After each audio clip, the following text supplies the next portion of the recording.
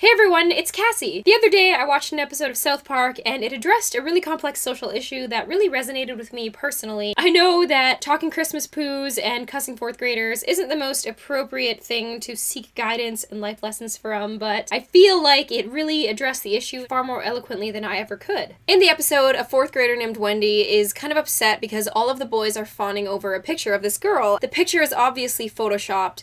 Wendy notes that, and she makes a point to say, hey, like, that picture's photoshopped, the girl actually doesn't look like that, but she takes it a step further by saying, that girl's actually short and fat and ugly. When she gets in trouble for saying the hateful comments, she gets sent to Mr. Mackey, the counselor, who says, Wendy, there's a fine line between being a hater and being a feminist, okay? So you need to find that line, because nobody likes a girl who's jelly. Wendy was correct in the fact that Photoshop really warps our perception of beauty, but she misdirected her anger by calling the girl in the photo ugly, which is just rude and embarrassing. It kind of reminded me of younger me in middle school. I hated Photoshop, or at least I thought I did. Whenever my boyfriend complimented a really beautiful girl like Megan Fox, I always just tried to drag her down in any way that I could to make her seem less beautiful. She doesn't actually look like that, you know? She's Photoshopped, she's airbrushed, her fingers look like toes, and Lucy's mom said she had a nose job, and I believe it. It's good that I was leery about the media's depiction of the female body, but I only really had a problem with Photoshop when my boyfriend pointed out how beautiful he thought another girl was. So my problem wasn't so much with Photoshop as it was with the fact that I wasn't as good looking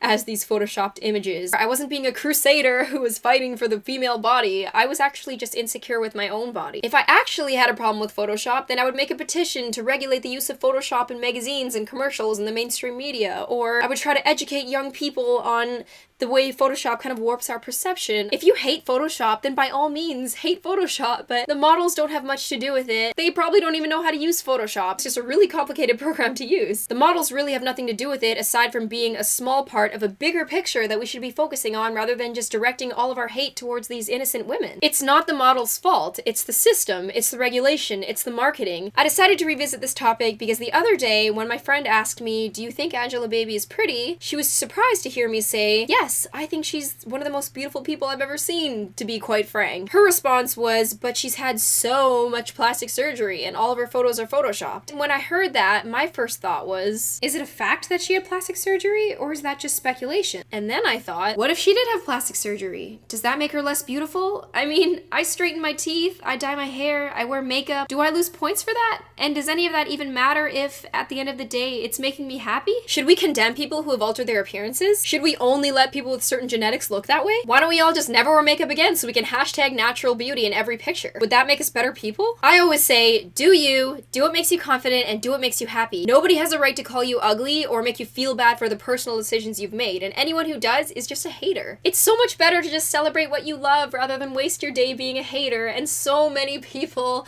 waste so much time hating on things rather than focusing on themselves and just learning to love themselves and learning to be who they want to be. It doesn't do good for anyone to just hate. Repressing people for being themselves doesn't have a very good track record, especially historically. If you tell someone not to do something, they're probably going to rebel and do it anyway. If you actually want to create this world that you want to see, in my opinion, it's better to do it by supporting what you love instead of shaming and hating what you hate. We, especially as women, need to create an environment of love and support for each other and not shame and fear. I can't see anyone hating that.